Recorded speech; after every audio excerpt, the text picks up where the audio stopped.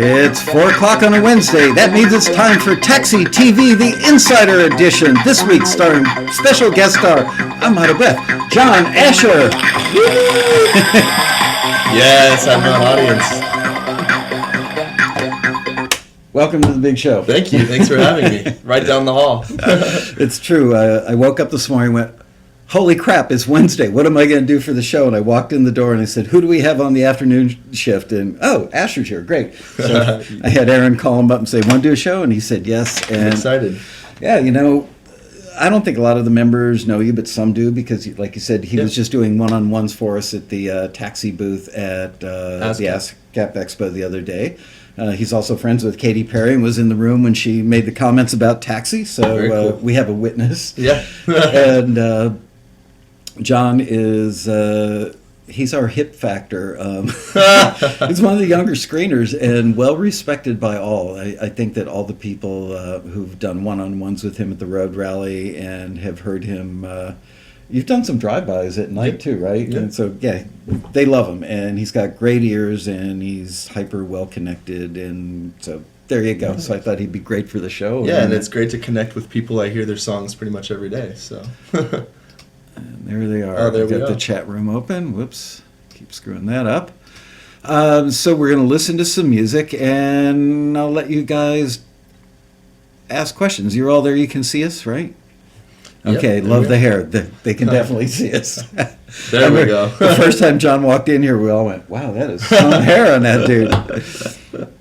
And it's funny because as kind of out there as the hair is, he's a completely normal guy. Oh, yeah. And I hope I'm not insulting you. No, not at all. Not at all. So before we start listening to any music, do you have any, secret questions you've always wanted to ask a screener without me filtering and going, no, you can't ask that? Because Please ask. Yeah, I would never do that. You'll always get the truth. So Hi, too. plus ones mean that's like clapping. They're happy. Hey, Peter. Oh, awesome. +1. Okay, I get it. Thank you. So let's get some questions going. Yeah. Hello from West Coast. We're still sunlight out. Yeah, we get people that actually sign on to the shows from like Sweden and Norway and the UK. So it's nighttime even sometimes. Yeah. All right. No big questions. I know there's a little delay. There's like a 20-second delay sometimes. Do we sometimes get bored? No. I mean, I don't. I hear 30, 40, 50 different songs a day, depending on what kind of a listing I'm running. And, I do hear... I get bored when I hear duplicates. So if you're submitting the same song twice for a listing, make sure you're submitting it once. Actually, that brings up something I was dying to talk about on today's show. Kevin Houlihan, our VP of A&R/Film TV, came down here yesterday. He said, I've never had this happen before, but we had 3 taxi members that had all written together. There was one taxi member that was the voice on everything, and then a female taxi member co-wrote with him, and then another male taxi member wrote with him as well. And so they were all submitting the same songs. They weren't talking to each other, so we got the same song 2 or 3 times, and a total of like 8 submissions that got forwarded. But we obviously can't forward the same song twice. Right, yeah. So we look like bad guys then if we say, well, I'm sorry, I'll use first names here. Michelle was one of the people, Paul was one of the people, Casey was one of the people. So we can't say, well, we're going to forward Paul's version but not Casey's version of the same song. But we can't forward them both. So I told Kevin to call the... interested parties, but so they just didn't know that they had all submitted it. Right. Yeah. And communicate. They wait. Right. Exactly. They wasted a few bucks. Got to communicate. Okay, we got some questions. Yeah. No audio signals. Everybody else hearing audio? Got it. Okay. S. Hansen. Okay. Yes. Turn on your speakers, S. Hansen. Yes. Pedro Costa says still nada.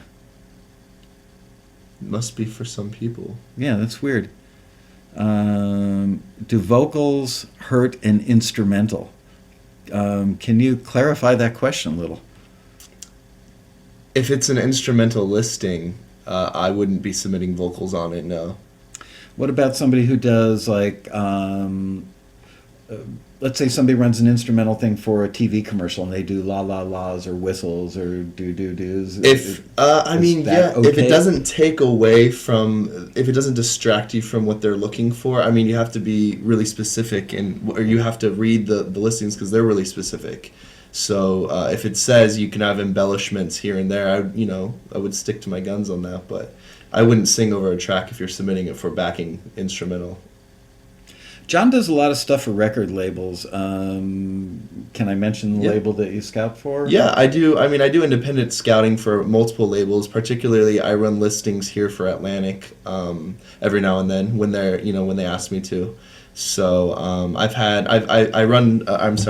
scout for publishing companies as well. I've signed 5 different people to different publishing companies or record labels. Right. All 5 of those have gone on to at least win some type of an award or be on a Britney Spears record or nice. Janet Jackson. Yeah. So I bumped tushies with Britney Spears. Wow. That's my big claim there to fame. You go. She and I were in the same little corner of a store one day. We kind of backed into each other. Did you know it was her when you saw her? When I turned around, I said, "Oh, excuse me," and so did she. And I knew who she was. I don't think she had a clue who I was. Absolutely. But yeah, I have bumped tushies with Britney Spears. Not many people can say that. Well, maybe they can. Maybe they can. Anyway, yeah, she lives relatively close to our office, so she lives in a good neighborhood. Anyway, so being that you've got label and publisher experience, one of the questions we get asked frequently on the show and on the forum is if a listing asks for songs for a Britney Spears type artist, obviously a female artist, can I send a demo in with a male vocal, or does that hurt my chances? You know what? I do a lot of my own vocals, or a lot of my own demos. I'm singing the vocal on them. Even if it's a female song, if I'm on a time constraint, right, I'll do the vocal. However, I really, really recommend getting a female vocalist for your demos, only because if it does make it as far as the artist is going to want to hear a somewhat polished version of what they'll sound like. And I mean, we run listings here that give you specific, whether or not it needs to be male or female vocalists only. But you should really check the listing if it says to do so. But I don't think it'll hurt your chances. I mean, it depends on what the listing's for, who we're submitting it to, that type of a thing. Okay. Any other questions? Sounds good here in Estonia. Awesome. You are watching from Estonia. Wow. Thank you. That's, boy, it got to be what, like midnight or later there, easily. I don't even know where Estonia is. Maybe I'm calling me crazy. Eastern Europe, if I'm not mistaken, right? Well, welcome. Yeah. Same here. Okay. Santa Cruz. Which styles have the most submissions? I mean, I run mostly. I'm mostly doing the pop and dance electronic submissions. I know when I look at the listings, we have just a plethora of pop type listings we run. A ton of them right now, more than I think we've ever had before. Yeah, it was almost a full page when I looked at it. I thought so. Or it might have been a full page. But I don't think a lot of people submit to it. Used to be 5 years ago, a lot of people submitted to the pop stuff. I think now people are afraid to submit because they're afraid that the production values on the demos are so high that they can't get over that bar. Yeah. Because now demos in the pop world anyway often sound like records. Right. Can you guys tell me that? Give me +1s if you guys are a little afraid to submit to the pop listings. Because we do have so many more pop listings that are just awesome listings for great artists. And I haven't checked the numbers to see if we're getting a lot of submissions, but I remember asking somebody in the staff anecdotally, and they said, we don't get that many submissions for the pop stuff. Is it because people are afraid that you can't make demos that are of high enough production value? +1 if you feel that way? Animal says +1. I think people get scared to do that because a lot of the pop stuff, I write pop as well, and so when I'm writing with people, most of the times the track is already done when I go in to write to it. So I'm going in and it's like you're just putting the vocals to the finished product at that point. Are you getting the track from somebody else, or you've done the track at some previous? It depends. Sometimes I do the track. Sometimes I'm going in with somebody who's politically attached to a project, and I'm going in and working on that project with them. And they'll go in and be like, okay, here's a song, write it. I'm gonna leave for an hour, and then come back and it has to be number one. But that's the expectation, So I think it does scare. That a lot really of people. happens where people bug out for an hour and come back and expect it. Especially, I'm not even gonna name some producers, but some bigger producers do that as well, where they'll just bounce out and say, do your thing. I think it's because they have a circus of writers coming through, but. I mean, I tend to like to write with the producer and bounce ideas back and forth, But getting a lot of +1s here. Okay, we might be a little delayed, so. Yeah, we are. I got to say, you know what? If you've got a great song, if it's an amazingly good song and the demo's not great, guys like Jon are going to hear it and still forward it to the person that should get it and say, this demo's not great, but the song is incredible. Right. So I wouldn't be that afraid. And you know what? If other people can make demos that good, eventually so can you. Right. You got to figure out what it is they're doing that make them that good and do it. Well, we run some listings here that are producer listings that submit, and they ask us to look for songs in the demo, and it's a pop listing, let's say. The demo doesn't have to be amazing for that producer to like the song in order to go, I hear the hit, let's redo the song, Yeah. So, I mean, you don't be afraid to submit. I mean, you definitely should have broadcast quality stuff if you're submitting for film and television things, though, so... We just did a whole show on broadcast quality the other day. Right. So many people still don't really know what that is, and it's a moving target. It is a moving target. If you're looking for a singer-songwriter with a scratchy, pitchy vocal, but it's got a lot of emotion, that's one kind of broadcast quality versus a Katy Perry type track would be another kind of broadcast quality. Yeah. Okay, another question. My producer says I need to have a 20-year-old record my song since I'm so young. Agree. I disagree. I disagree. A 20. I guess it's good to run. I mean, it depends on how old you are, Sophie Rose. But I think that it's Do I know? Is that might be the same one I'm thinking of, actually? We're just talking about a Sophie right before. Yeah, if you're the Sophie from ASCAP, let me know. But I mean, you don't really have to be a 20-year-old to record the songs. I work with producers who are in their 40s and 50s, and they're still more brilliant than any other 20-year-old I've worked with. But I think that the 20-year-old has a filter built in now when you're born. I think if you're an 80s, 90s child, you're born with like the radio quality filter almost. It's like, that doesn't work, or that does work. So, I mean, if you have any, younger people around you, it's great to bounce your ideas off of them. I mean, I still do that, so. Question about submitting the same song between two writers. That's the Sophie. Oh, wow, cool. Hey, Sophie, we were just talking about you right before the show. Right. In a good way. Yeah. Question about submitting the same song between two writers. We do male and a female version or a duet and submit both because we're not sure what the screeners would like. Should we not do that? Well, in that particular case, I think everything got forwarded because we had multiple screeners on it. And then Kevin Houlihan saw the stuff getting ready to get shipped off to whatever entity it was and said, whoa, same song title, multiple places. And he was a little, he's like, what do I do? Which one do I not send? I can't send them all. We'd look like idiots. So I said, call them up and figure it out. I got him out of my office in a big hurry. I'm finding that the screeners can't hear the song if the production doesn't match the listing. That is the age-old question of, can't you hear it through the production? Like people send in a pop song for a country listing and go, well, can't why don't you send it to that guy in Nashville? Let him hear how, he can hear how it would be country.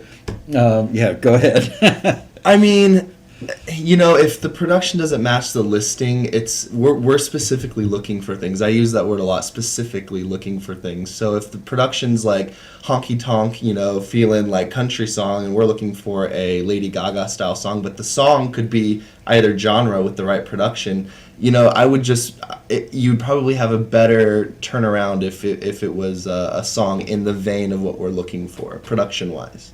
Yeah, there's always that, small percent of a chance, but people in the industry aren't looking for exceptions. They're looking for hits, and they're not going to invest the time to look at every possible exception because they know that 99% of the time the exceptions aren't going to be the hits. Right. you almost need to hear a somewhat rough draft of the final product and not have to use your imagination elsewhere, you know. So, especially if you're dealing with big artists.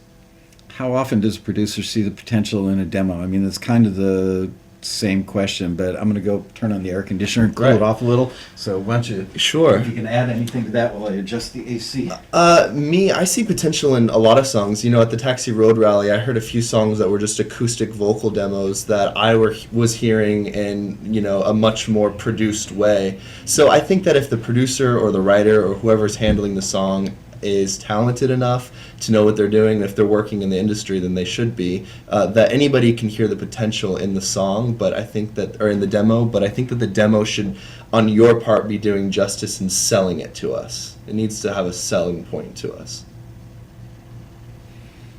How important is the arrangement? Take that one. I think the arrangement's very important. Yeah, I mean, that's a pretty, that's a pretty much... Again, 95% of the time it's important. The 5% of the time where somebody's going to hear through it and go, "Wow, this song would be awesome if you had a bridge that was half as long." Right. Why make them work for that? You should run it by somebody, send it in for a custom critique at Taxi, and have if you get a couple of people saying the bridge should be half as long, make it half as long. Don't make that. Never give them excuse, because they're going to present it to their artist. And they know that if there's something that doesn't quite work, they're not looking for an excuse to kick you out or bum you out or keep you out. They're looking for reasons to use your stuff. They want hits. But if they feel that they're going to play it for the artist and the artist can go, "I like it, but I don't know, it lost me around the bridge," then they lose credibility by playing that for the artist. Yeah, absolutely. Yeah. Everyone's looking out for themselves, so. Yeah.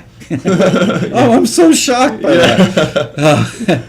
Can you elaborate on the process of getting through the Taxi filter and then getting through the publisher filter, then waiting for 3 years for the publisher to work the song until they place it? That's a pretty accurate. No,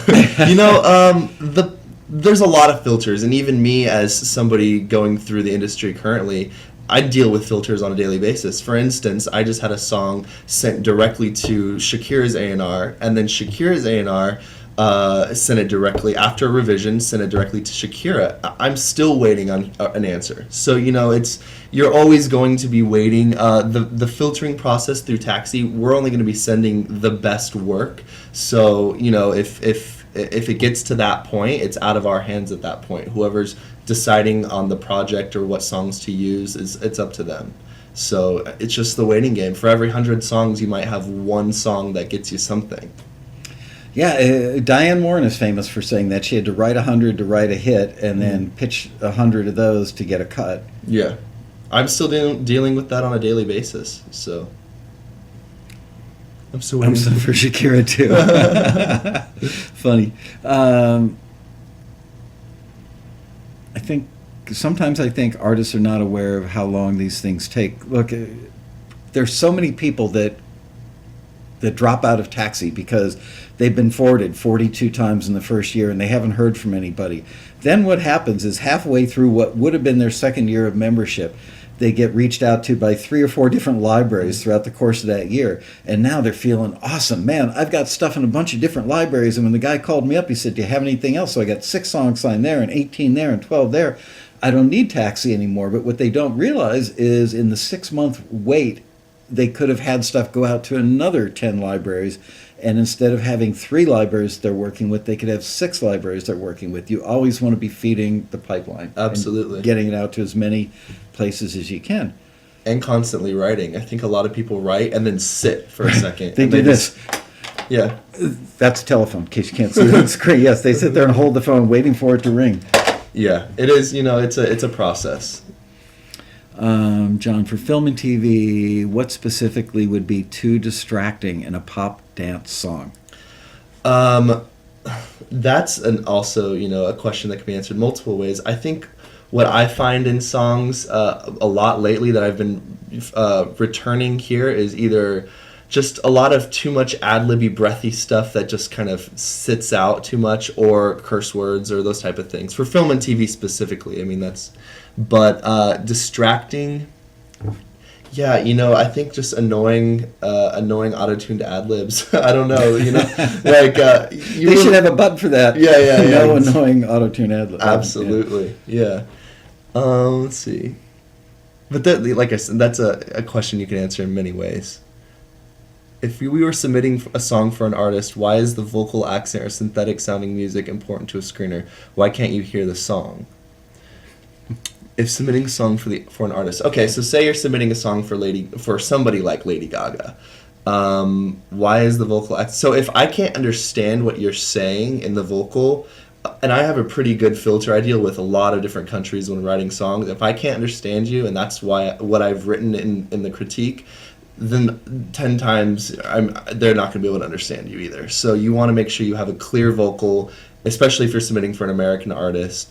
The synthetic music, that to them it comes off cheap. So if you want to get a strong demo in the door in front of an A&R that's going to place your song on multiple different artists or one artist, then you're going to want to give them something that sounds great. And I always use in my critique, I always say MIDI sounding. If it sounds MIDI, it sounds vintage and old. So you want to have your sound design up to date. You want to have your sound selection on point.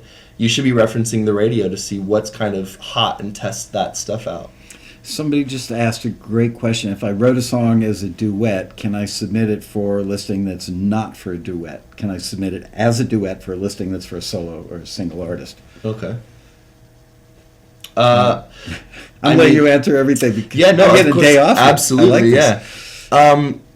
Like I said, it's one of those things. I've dealt with that too. I would almost have two versions of it to where you don't, if you need to change a few verses or whatever to make the duet just a solo singer, I would do that. Only because if you're submitting a duet for a Jennifer Lopez single, then it's like they're going to go, well, we're not getting anybody. They're not going to see through that. They're just going to immediately go to the next thing. Unless they go, that's a great record, let's just take the guy off. So, I mean, for us, we're trying to do our job as to get them what they're looking for. We're not going to submit things that are kind of like, can you use your imagination on this? We're going to get, because they're not going to. That's just how it is. And everybody thinks that this is some effort to, keep them out, but they don't understand that they have a vision, and they're trying to fill that vision. Sometimes they're wrong. And John and I both deal with people on a daily basis that think they want something, and then when you send them exactly what they asked for, well, it's not exactly what I wanted. Yeah. But we've got to at least make that attempt to get them what they want.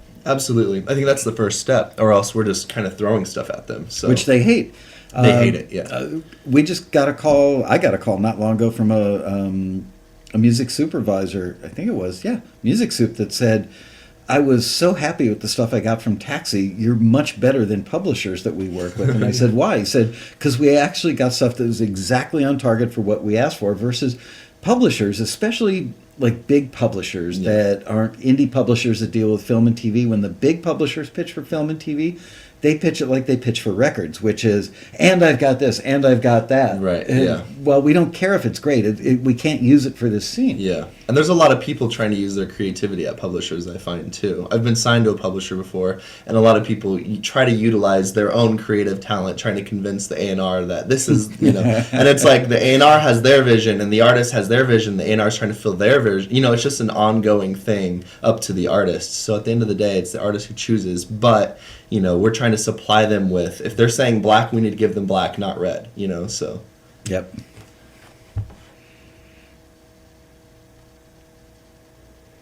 What gives the right for the screeners to insult people suggesting MIDI was used when there was no MIDI used? Woo, I'm going to answer that one and then ask John for his opinion. Yeah, if they thought MIDI was used, there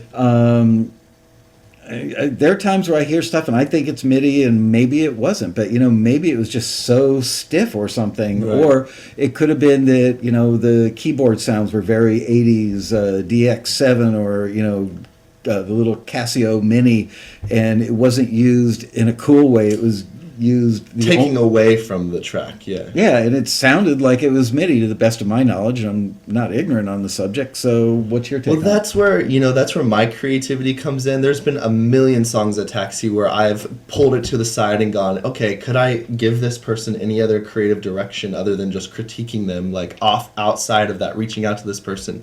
And I think a lot of times I'm guilty of using the MIDI word on critiques, and I use it often, and I don't think there's anything wrong with that. I think what it is that it just sounds like you've literally laid down MIDI. When I say MIDI, I'm working in Logic or GarageBand, and which is what a lot of people do, and their MIDI is very just like stiff and quantized, and the sound doesn't have any effect to it, and it sounds like a plugin that came standard with the program, like in Logic or Ableton.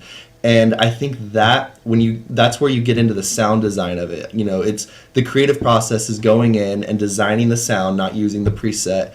And that's where you can steer away from MIDI. You can have a meh, meh, meh, and turn it into a and kind of give it a little bit of a dynamic rather than just sound stiff, mechanical, and vintage. And even if it's a new product like Logic or Pro Tools, and you're using MIDI sounds. When I say MIDI sounds, I'm talking MIDI programming with a sound attached to it. Right. Bastardize the crap out of it. Layer it. Right. Layer it. I mean, one of my friends, Circuit, who's Dr. Luke's biggest producer right now, he stacks the crap out of drums. And some of them might be sampled drums, but there's real ones mixed into it, and there's like 10 kick drums stacked on top of each other to give that one bang. So it just if we're saying synthetic or MIDI, I don't think it's a right to say that, but I think we're giving you a little bit of inside knowledge on what to veer away from.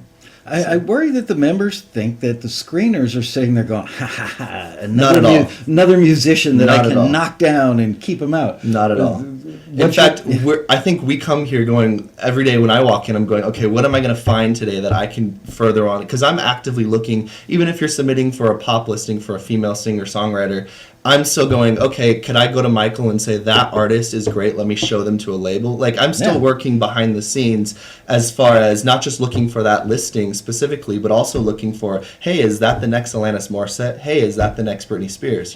One of my goals is to find the next Britney Spears, so... People often say that you guys pigeonhole, and the industry pigeonholes everything, and you never look outside the pigeonholes. Believe me, there's not a screener in that room that when they hear something amazingly great, I mean, you only come across a Beatles or a Lady Gaga, once a decade, once every 20 years. It's not going to happen every day. Right. But the screeners are not so stupid that if they're screening for one thing and they hear something that's absolutely brilliant, they're going to jump up, they're going to run down to Kevin's office, they're going to come down to my office. It's not going to go unheard. Absolutely. You wouldn't believe, actually, about once or twice a day, we're sitting there and you'll hear somebody go, oh, in their cubicle, and then they'll throw the headphones to the right and go, listen to this. And it's somebody's song that they had just recorded and submitted, and it turns out being an amazing song. So we're not at all, I would say on a 0% scale, trying to, pigeonhole people or make them feel like they're not going to be successful. I think we're legitimately giving you inside information you probably don't want to hear, but maybe should hear. Man, I can't find the CD right now. Yeah, was it in there? No, well, not this CD. Oh.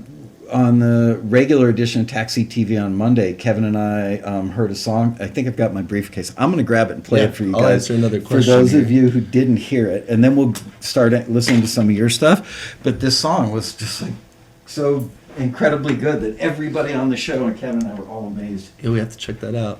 How important is the opening musical hook to producers? I would say that depends on the genre you're working in. I know in dance pop now, the big thing is to put, an Avicii style hook in the music of like Levels, for instance, with Avicii.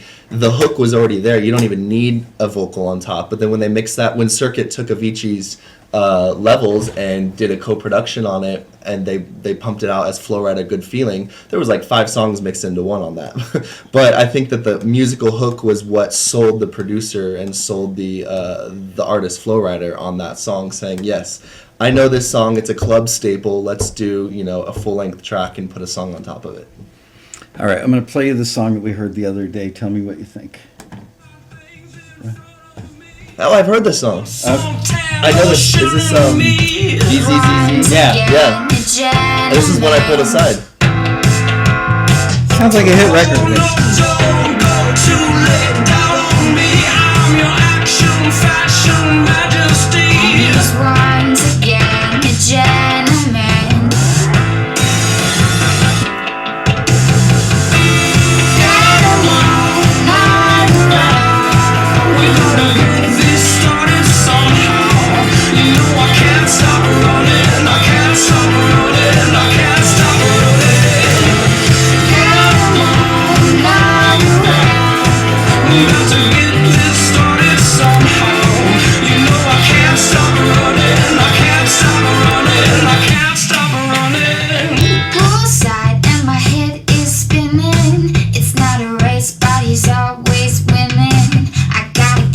thing works. Yeah, it does, absolutely.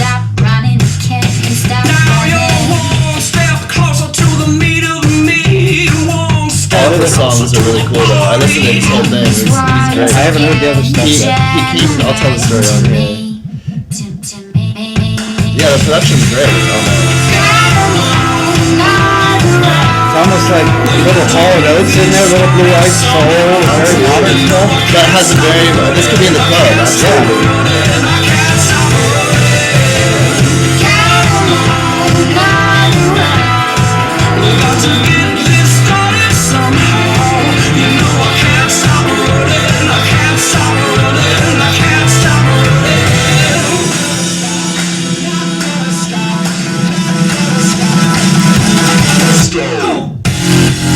Yeah, there we go, yeah. Yep.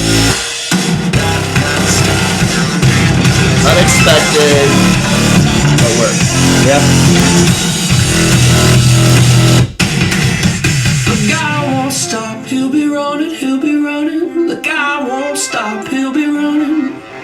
The guy won't stop, he'll be running, he'll be running. The guy won't stop, the guy won't stop, the guy won't stop, the guy won't stop. He'll be running, he'll be running, he'll be running.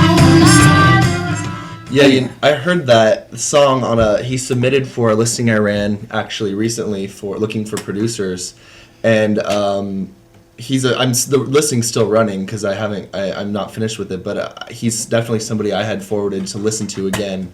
But he has a great amount of songs. I read his bio as well, and I think he had, if I'm correct, he moved to LA. Things didn't pan out for him, and he moved back home. And he's To Nebraska. Yeah, to Nebraska. Yeah. Yeah. So yeah, I guess he's still there. Maybe I don't know, but you can bet there isn't a lot of that going on in Nebraska. No, there's not. And he had featured like some random local jazz singer in one of his songs, and it's awesome. It's the same vein as that, but it's awesome. He's definitely somebody I'm going to look more into. I mean, if everything lines up, this is record label worthy, right? You could Absolutely. walk this into like the VP of A&R at any label and go. I could check walk this him out. in. I could walk him into a few different things. If he was interested in not being the artist and pitching his songs, I would walk him into a publisher or a label, an A&R, depending on where I'd want to put that song. But he could get a publishing deal. He could get a record deal. So He could produce. He could produce. Yeah, he could come back out to LA. I mean, everything about that song just blew us away the other day. I'm assuming you guys liked it as well. Yeah. Easy. See, they found him. Yeah. Oh, there. Yeah. Cool. All right, let's listen to some stuff here. Okay, the first song we're going to listen to is called Last Dance. Fire my little player up.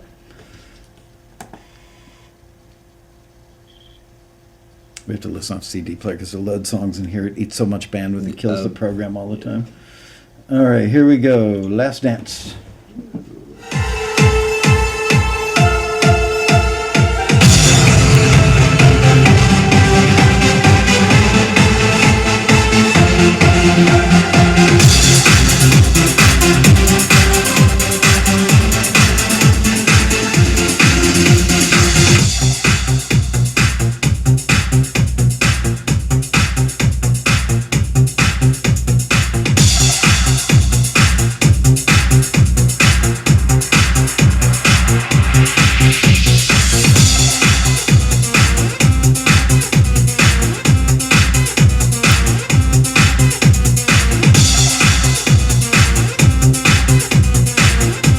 There's no lyric sheet, might be an instrumental.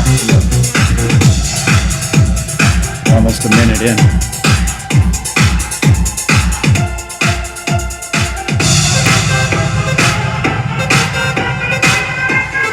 Okay, so two.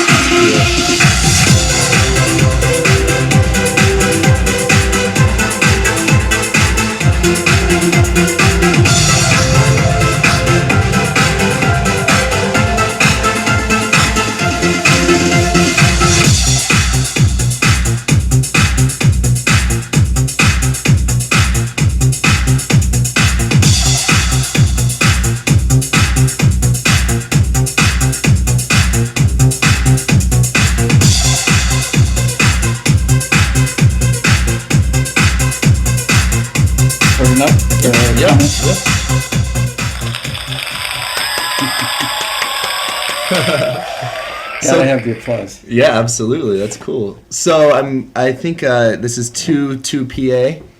Well, first of all, great job. While I know we have a delay, what are you using to produce on, first of all? And secondly, I'll just go ahead and start telling you kind of what I thought about the track. I don't know if you're using Nexus plugins, but it sounds like some of those are just the preset. And I think coming from a producer point of view, that can kind of hinder you in a process of pitching the song, rather, because a lot of everybody's people heard that sound before. Right, yeah, and that goes the same. I'm not saying you're using loops at all, but that goes the same with people who do use Apple loops and those type of things that are available to everybody, royalty free. I think a lot of those become like, okay, well, where's the innovation that we're looking for? The So next, just stack them and bastardize them. Yeah, You can use those things. yeah, You just have to exactly whack the hell out of them. design it a little bit more. Yeah. Jump into the design of it. Fruity Loop Studio. Okay, cool. So yeah, I'm familiar with Fruity Loops. FL Studio for some people who don't know. But I mean, I started on Fruity Loops in high school. That's how long they've been around. So, I also felt that the structure of the song. He's 53. I'm 25. I felt that the structure of the song was cool, but I didn't feel like there was a moment of anthem, which is what I look for in dance music. I look for that build up and then, and then the drop of some sort. Not just dubstep does that. I mean, most dance music has some type of an anthem moment. But yeah, I think that the samples and just the sound design is where I'd focus, and structure is where I'd focus on revising that track. See the dosage. Yeah, more melodic hook. Great, yeah. Waddy JP, that's a great note. I think what I look for when I'm listening to tracks in the studio, they play me maybe 10 tracks before I decide on one to write, and I'm looking for that immediately recognizable hook in a song. And I always reference Avicii Levels because that has an immediate hook in the music. He said, we just heard the song on Project Runway. Now, that's a different type of use than what John's talking about. John's talking about records right now, not a TV reality show use. So. That could be completely useful for film and television. Taxi's really dynamic, so we offer a lot of different things. I'm more so in the pop dance, like artist and DJ realm of it, whereas I'm not specifically looking for Project Runway or those type of things. But they would use 14 seconds of that, right? Absolutely, and having that melody wouldn't matter. Absolutely, absolutely. So it's a moving target, as you said. Yep. All right. Very hot in the club. Okay, let's move on. Now we're going to listen to a song called The Rain. Do you want a lyric sheet? Yeah. If I can find one here. The Rain. Great.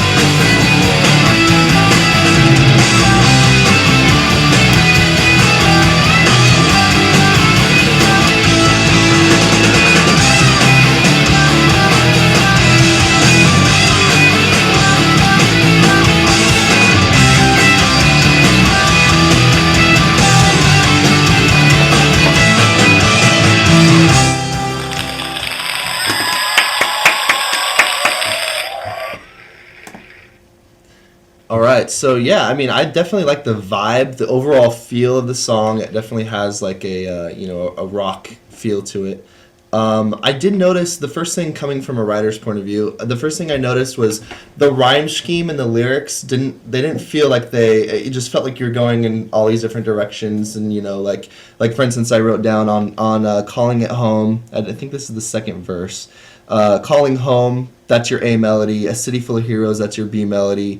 Forged in stone, that's your A melody. Home and stone rhyme together. Sorrows and heroes, they kind of go together, so I let that one kind of go by. But then you go into a D melody, which is like time to leave the tent. And then you go into an E where it's wash the grief away. And then you go into an F, which is like a shiver. So it's you kind of start veering out and nothing starts to rhyme. It's an incredible number of melody changes in a verse. Yeah, exactly. And I think that the audience requires some type of structured, and it breaks down into rhymes and vowels and this and that. I know we sound really nitpicky in critiques when we say, "Ooh, but you could have rhymed better with this and that," and here's an example of a better rhyme. But I think that really does make a difference for the audience because it's hard to remember otherwise. What do you guys think? Do you agree with John about the... I think that's an incredibly astute observation. You don't have to agree with him. Right, yeah, and most people might not understand. So. I want to see, because that was really good critiquing right there. Well, it was excellent. To have that many melodic changes is probably overly sophisticated for a mass audience to grab onto. It may show what a genius you are, but sometimes, genius can be over the heads of the masses. Yeah, it can. So, and to break it down, like, for instance, another point I had is in the chorus, none of the spells from the high spheres can stop the rain, the rain, the rain. I felt like you were in this anthemic moment where it was like, and then just like breaks out into this anthem, but I felt like the melody could have been structured a little bit more melodically and solidified in order for the audience to grab onto it. Because I know the range of where you're singing, but I don't really remember the melody that you sang. So if you can, I know where it felt, but I need to know what to sing along with. So if you could structure the melody a little bit more, that would probably help you out in the long run. I just did a thing at John Brahaney, one of our screeners. I don't know that you guys ever overlapped. I remember, and I'm sorry to hear about everything too. So Sunday, Dan Kimpel put together a big memorial at Musicians Institute, and I was one of the speakers. Wow. And I heard John use this quote from Maya Angelou hundreds, if not thousands of times during the 21 years I knew him. Maya Angelou's quote was, "People won't remember what you did. They won't remember what you said, but they'll remember how you made them feel." And you just said, Absolutely. "I remember how I felt it." Yeah, exactly. But you couldn't remember the specifics. Exactly, yeah. So you're there with the anthem. Like, you have the anthem, I don't even know where it was, but it was like super up. And then all of a sudden, I just don't know where to go in the mix of that. So I would just solidify the structure of that. But yeah, exactly. Awesome feedback. I know that people get critiques at home and you guys look at them and go, what did that screener mean? I mean, this is the level of people that we have listening to your music. This is not, some wannabe guy who everybody's got an opinion. This is a highly educated opinion that's really trying to help you guys. Well, it took me a few filters to get even employed here, so, So... Yep. Yeah, everybody here, I'm constantly amazed by looking around at who works next to me. I had one of my good friends, Nicola Bedingfield, who's Natasha Bedingfield's sister. She's a phenomenal songwriter, a beautiful vocalist, and I referred her here, and she's just been killing it here. But we have talented people listening to your music. We're not just coming in here, popping a Coke and being like, we're out. It's like... Keith LeBrant, I saw him in the chat a few minutes ago, said, when do you hit the hook in a dance track? I thought that was a good question. Time-wise, is there like a window of time that you should be nailing? In a dance track? Yeah. Well, that really depends on where I guess there's like EDM, trance music, and then there's also like commercial dance music, pop stuff. I would say right away. I would bring the hook almost starting the song. That's where, if it's not a melodic hook, it's a vocal hook. But you want to have, the instant, with dance music, you want people to instantly be driven by the song and to be focused on it, We Found Love is a great example of that. I mean, that's a dance pop crossover, but she starts with the immediate hook, We Found Love in a Hopeless Place. And I think that is important to start with, is so people are automatically connected with the song. All right, let us go to the next song, which is called 105. And here we go. Do we have a lyric sheet for that?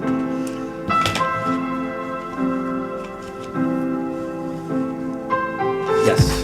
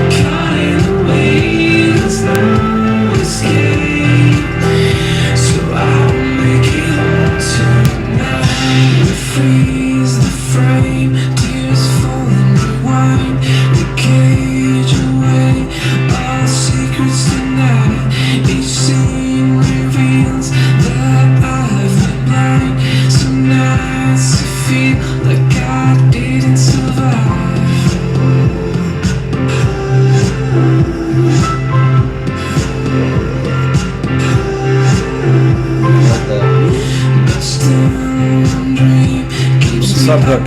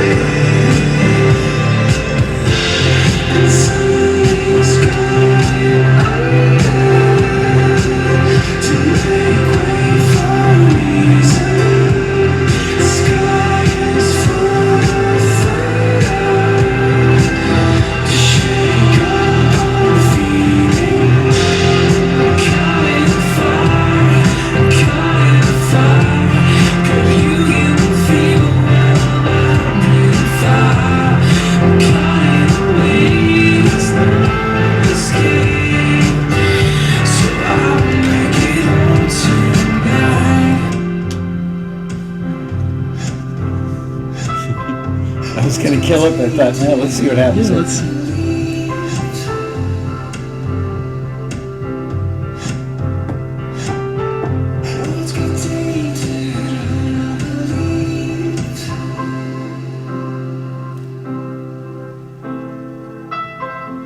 It's very soothing. It is. It is.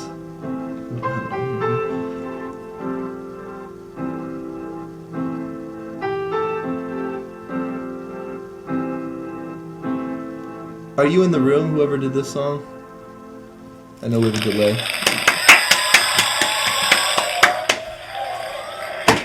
Well, I have to say I was pretty impressed by that. I like the visuals of the chorus. Lyrically, there was a lyric in the end, because the lyrics I'll read for the audience. It says, "I'm caught in a fire, girl, you give me a fever, well over 105. I'm caught in a way, there's no escape, so I won't make it home tonight."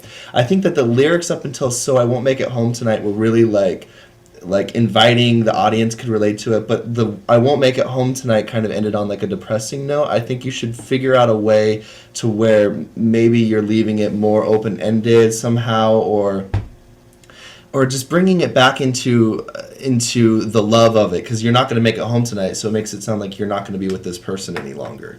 And really, in what you're saying is I'm caught in a fire, like this is, you're hot, it's making me hot. So, I mean, to be honest, but yeah, I thought it was really great, and I love the post-chorus. I know both of us mention the woohoo or whatever it was. Subtle little thing, but it worked. Yeah. It was the right time to bring it in. It was the right thing to bring in. Mm-hmm. And you don't need it every time, but when you brought it in, it felt good, and then you refer back to it later, and people remember those little hooks are so powerful, because a lot of people can just, even a whistle is just powerful enough to get people to go, oh, I remember this part. You know, speaking of little hooks, I had a great analogy for little hooks. When you're writing songs, think about climbing a rock wall, and the little things that you would grab onto.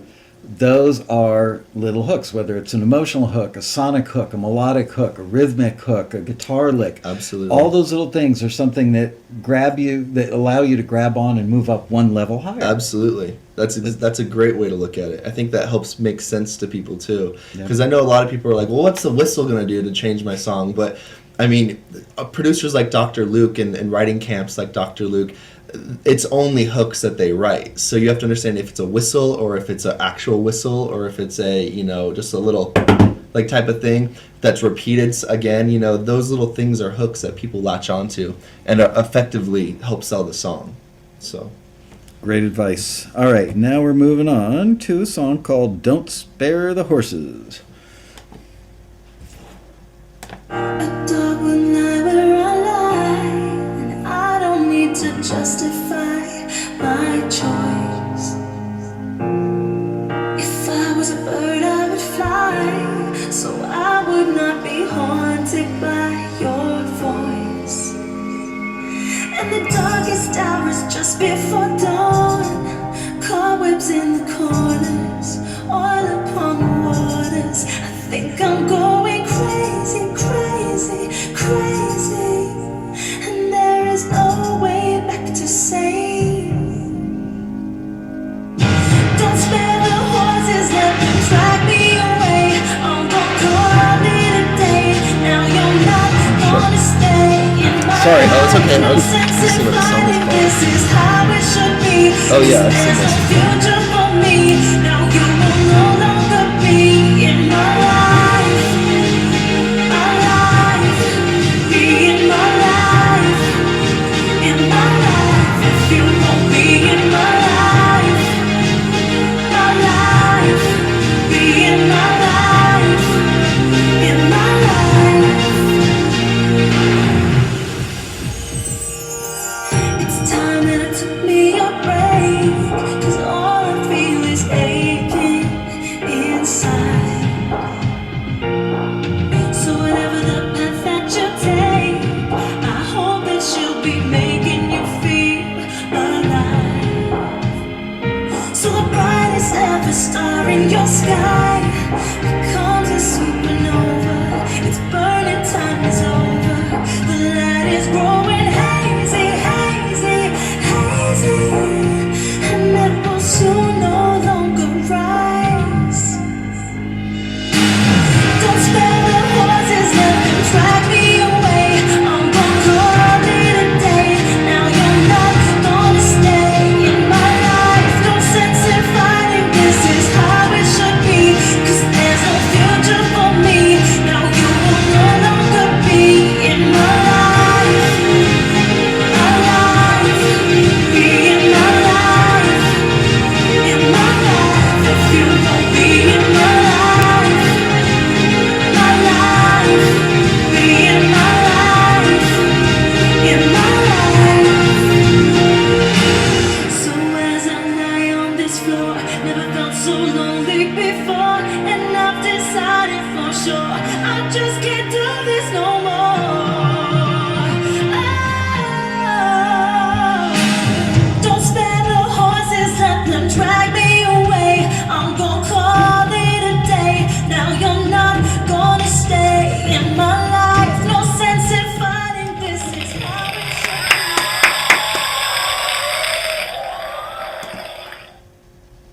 be. All right, what say you? Well, I thought that, I could definitely see this being submitted for a listing like Leona Lewis or that type of an artist. So I don't know if you are the artist, whoever submitted this. Hopefully you're in the room. But I thought the vocals were great. I'm a lyric person, so when I give lyrics, I'm real nitpicky about it, and I'm almost like not not afraid to be nitpicky about it, because at the end of the day, the subconscious mind works a lot faster than our mind, so the lyrics need to match up for the audience. But I tend to not like a negative connotation in a song. So if you're saying something like, there's no sense in fighting, this is how it should be, because there's no future for me now you will no longer be in my life. I would almost flip that some way, like you say if you won't be in my life on the second time around, but I would almost say something like, there's no future if you won't be in my life, instead of saying now, because what it's saying, it's like a dead end for you pretty much. So I would, I'm a lyric person, so I would definitely go through and just revise little things. I love the visual lyrics you gave about the oil upon the waters, which I heard before I got the lyric sheet, which I thought was really cool. Something I never had heard before. But yeah, how about you? What did you think? I thought that overall the song needed a moment that it didn't have. It was a little flat. I kept thinking this could be like a cool new direction for Celine Dion, but it never got there. It needs the anthem, yeah. Yeah, there wasn't that. And it's funny they brought up the lyric thing, because the other day, Greg Lawson, who's a relatively new screener here, smart guy, really smart, really good. He walked in here and he sat down in the chair and he said something to the effect of, I was just listening to the radio on the way in today. There's so much crap lyrically on the radio that I feel like a total jerk when I'm telling taxi members, elevate your lyrics, when they can point to the radio and say, how did that crap get there? I know. So politics, that's how it got there. But the politics of the artist co-wrote the song? Exactly. Okay. Yeah. I mean, there's a lot of songs who I'll leave unnamed. Some of them I know, some of them I don't know, as far as in person. And, I would beg to differ that it's a great song when people are, giving it all this praise. But, for instance, like, when Scream and Shout by Britney Spears and will.i.am, I know neither of them, but when they came out, I was not impressed at all. I was like, what? I was like, they're just repeating Scream and Shout, and you could beat that, but at the same time, the repetition of it made it really, catchy. But I think that when I'm giving you a solid, like a critique, I'm giving you my honest opinion, and it's up to you to take it or leave it.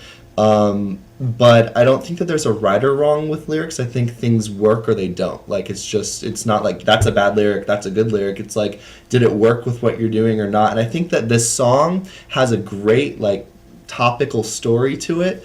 I love that the Don't Spare the Horses, I've never heard that saying, I guess. I mean, but that's a cool title. But I just feel like there's a few little things throughout the, I went through and made some notes on this, but there's a few things you can revise. Also, like the pre-choruses, a lot of people do different pre-choruses. Like, for instance, your first one starts with "And the Darkest Hour," just before the dawn, and then your second pre-chorus starts with "So the brightest star in your sky," or so the brightest ever star in your sky. I tend to keep my pre-choruses the same, because if I'm mostly writing for commercial projects. So when I keep the pre-chorus the same, what it's doing is it's giving another hook for the audience to understand. Right. And when you create so many lyrics to remember in a 3-minute song, you're cramming information down the audience's throat, and it's like, how do I even comprehend what I just heard? And a sellable song will just instantly be rememberable. So if you can keep the pre-choruses the same, that's a plus. Don't always need to do it. But yeah, so I mean, just a few little lyrical revisions. But as he noted, there wasn't a moment for the song. It could have been just this big belty vocal, or it could have been an emotional, like, letting go of something. And you just need, It started the lift. It started walking up the stairs, and then it got to the edge, peered over, and never took the leap. Yeah, exactly. So, sweet nothings, I call them, are those things where it's like, that was cool. I needed to hear that moment. That just, whether it's an ad lib behind your lead vocal, and I don't know if you're re-recording each chorus or if you're just flying them over in Pro Tools, but, when we just fly a chorus over, it's typically we add this big anthemic, like, running ad lib or something behind it to give it that moment of release. And I think a lot of songs like this is a song that some people might be crying to, so they need that release, So yeah, I got to say, some of the lyrics, the oil in the water, great. The whole concept of the horses. Don't spare the horses. Don't spare the horses. I mean, Ralph Murphy from ASCAP Nashville, who's a very, very close friend of mine, was here the other day, and Ralph is famous for always saying, give a lot of detail, invite the listener in. Yeah. We're attracted to visuals and detail. Not so much in film and TV, you don't want it there because it's going to conflict with the storyline. Right. You don't want the listener or the viewer to get sucked into the song and not the script. But for radio and records, you want something that the listener goes, wow, I understand that, I can relate to it, that's a really Absolutely. interesting story. And this has a ton of potential for that, but it didn't quite deliver. Right, exactly. Lyrics are important, and Rodney Jerkins, Dark Child, actually told me one time I went in to pitch him a song for a really popular artist he's working on, and he looked at me and said, I love the chorus because of how visual it is. The song was called Siren, and it was all about just like, being visual and this and that. And he goes, the verses just, I don't understand, like my subliminal mind isn't catching on to the vision of it. So you're kind of just singing about relationship, I love you, this and that, da-da-da. And what you really need is to paint the picture for the audience because they're just going to be listening to it while they drive. So you need lyrics like that, like don't spare the horses. That gives the audience a moment to be like, what? Think about it a little bit. And the oil and the water, it's a very visual thing, so I'm imagining that, But Don't anyways, Spare the Horses is much better than Give It All You Got. yeah, exactly. That's some deep stuff right there. That's good. Exactly. That's when they say, give us fresh lyrics, that is a fresh lyric. Yeah, something I've never heard before. You obviously didn't grow up in a farm town. Yeah. All right, next song up is You and My Happy Heart. And let me get to it. We're good to go. Here we go. You and me in a flower field, making love under the sun, chasing rainbows never got me anywhere. I know now that we belong. Oh, and I've been searching around. Oh, and now I finally found it's you and my happy heart. Yeah, yeah, yeah. It's you and my happy heart. Yeah, yeah, yeah, yeah. The skies are fighting open up, and the 4-leaf clovers fall. And when the sun says goodnight to the moon, we're left lonely once more.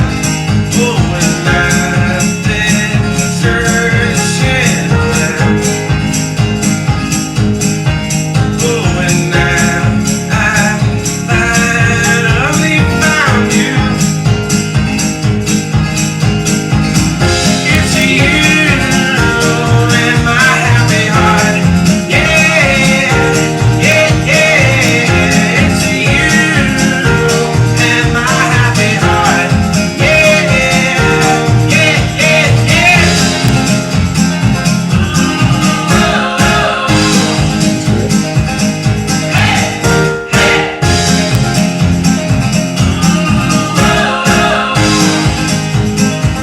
Literally from the Lumineers. Yeah, totally. But the good one.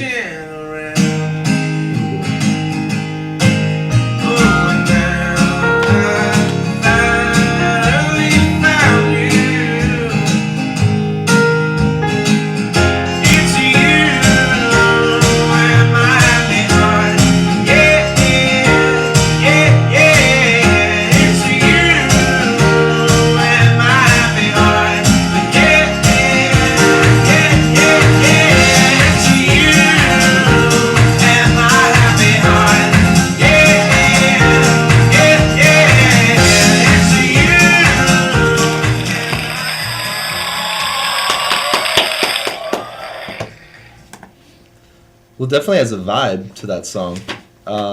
There's a market for this type of music right now. I think that genre and that feel, there's definitely a market. He mentioned the Lumineers, which I absolutely feel like, and Philip Phillips is another artist that fits within this vein of music. Would you call it indie pop? And indie pop.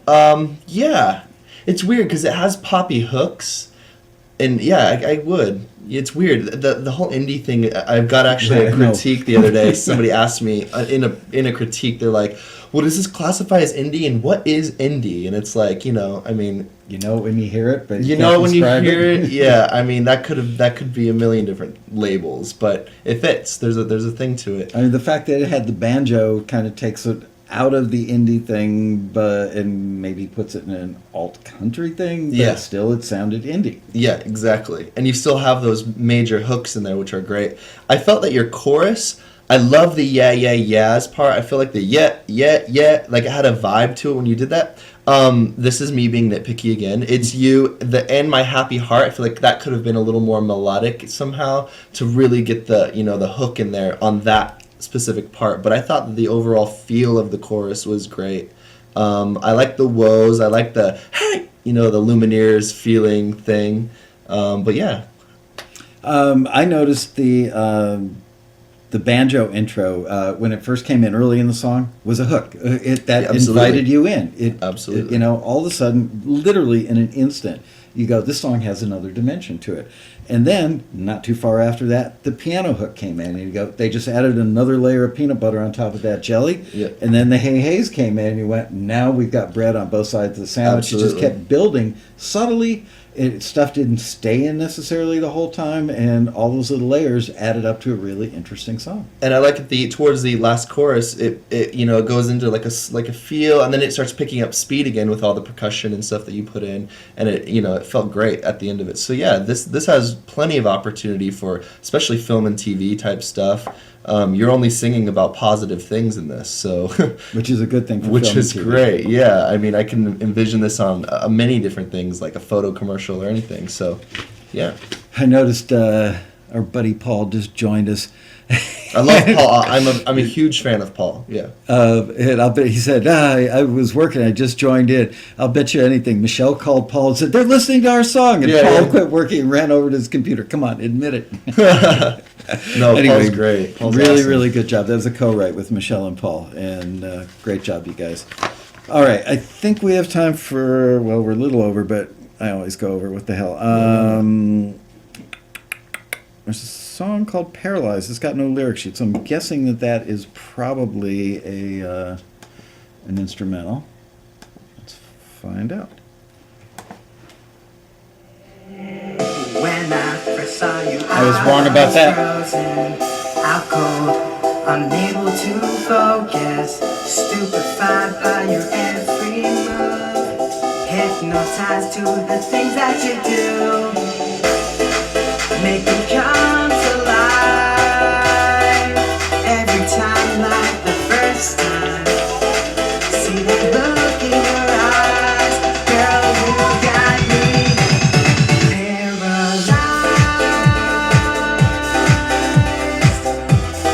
Let me get you paralyzed. You make me feel alive, alright. Oh, oh, oh,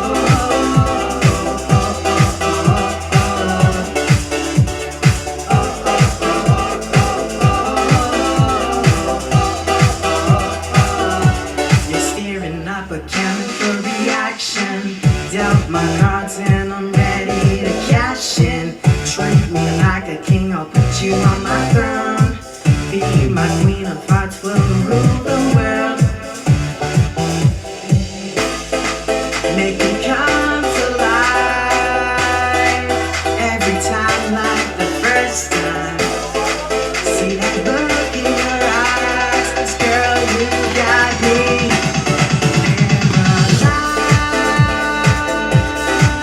paralyzed.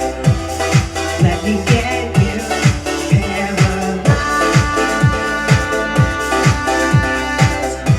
You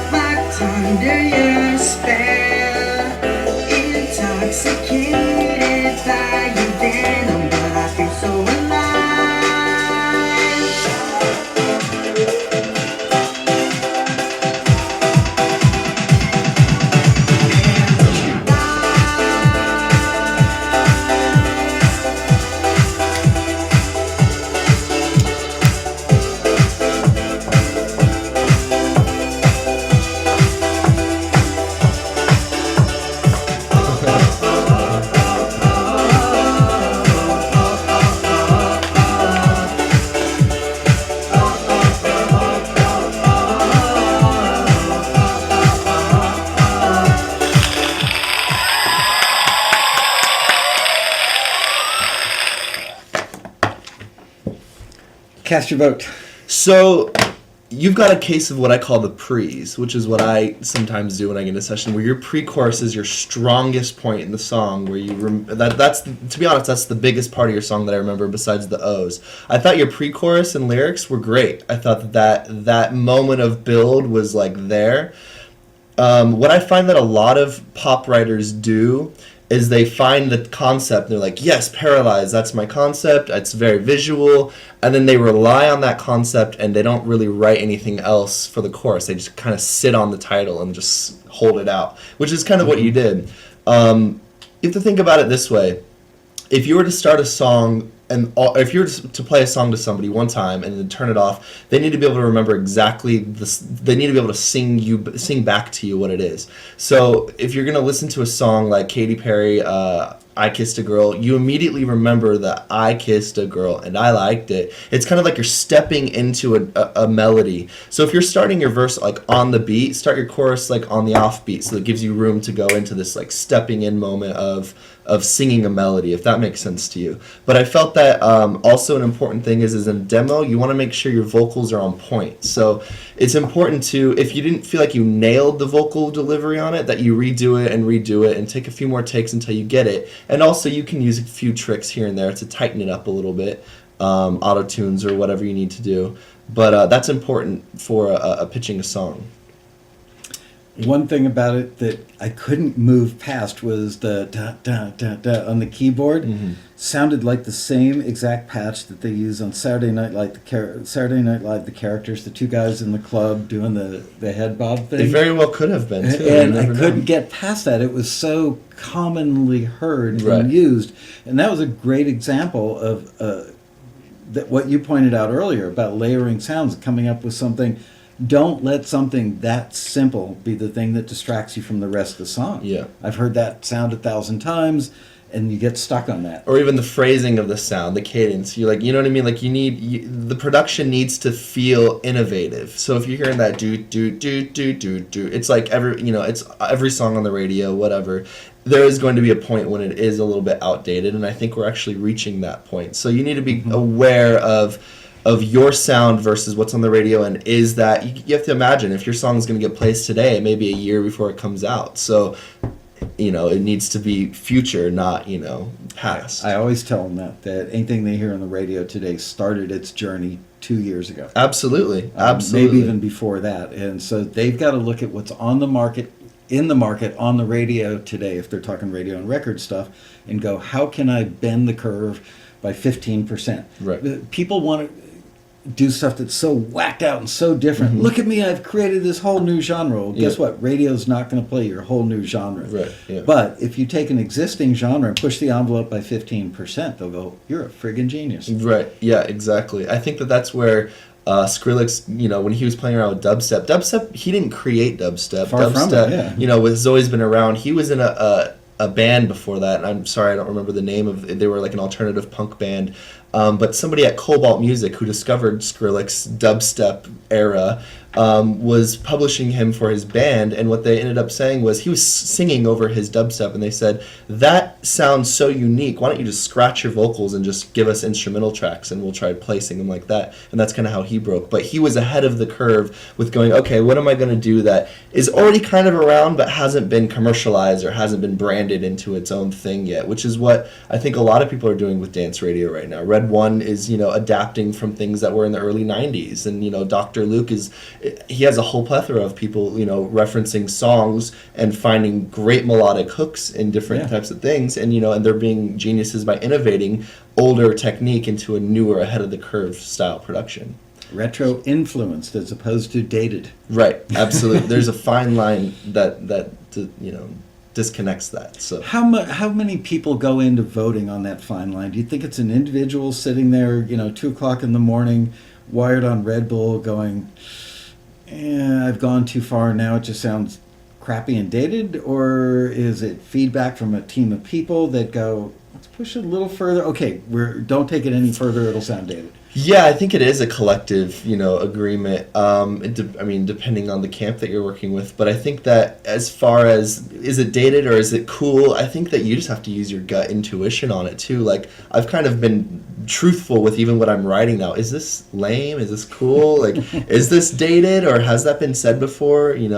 There's 1,000 ways to say I love you than just saying I love you. You want to innovate the next. So it's kind of, there's a fine line, but I think that it's a collective feel of, that works or that doesn't. And if you don't have many people to help you decide, just play it around for whoever you got and see what they think of it.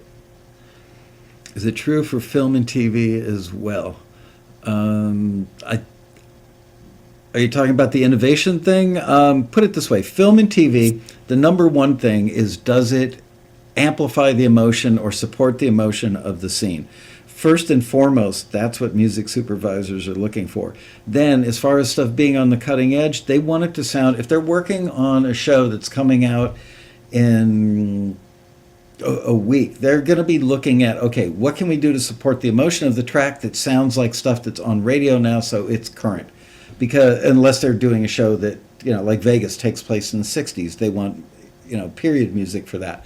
But if it's current, a show that takes place today, yes, they want the music to sound like stuff you'd hear on the radio today.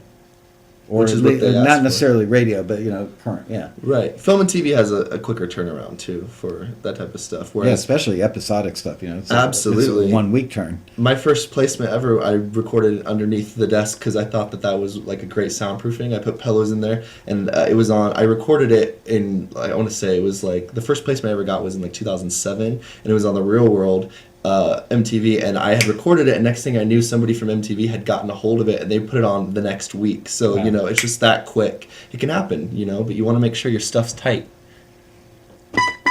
There's my sound. Nice. All right, couple more questions, and we are so out of here. It's movie night with my honey. All right. You commercialize it. Dubstep has been around for at least 15 years. You are absolutely right. Remember the show we did on dubstep? And I did all that research. You're right. Dubstep, I can't remember what it was called back in the day, but it's been around for a very long time. Are we out of questions, or Let's see, we is the got a thing few up here. is it frozen? We probably haven't gotten. If you've got any, send us our way. Let's see if somebody puts some down here. Would you want to collaborate? Always. Oh, yeah. So, Sophie. So, I was just mentioning to him about you, how I'd run into you at the ASCAP Expo, and I had talked to you at the first time I met you was at the Taxi Road Rally the past one.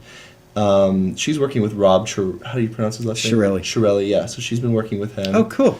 I think that she somehow made that connection on her own, but yeah, so she's definitely been in the mix of it all, and keep it up. And she was the one who got to ask Katy Perry a question, so Great. yeah.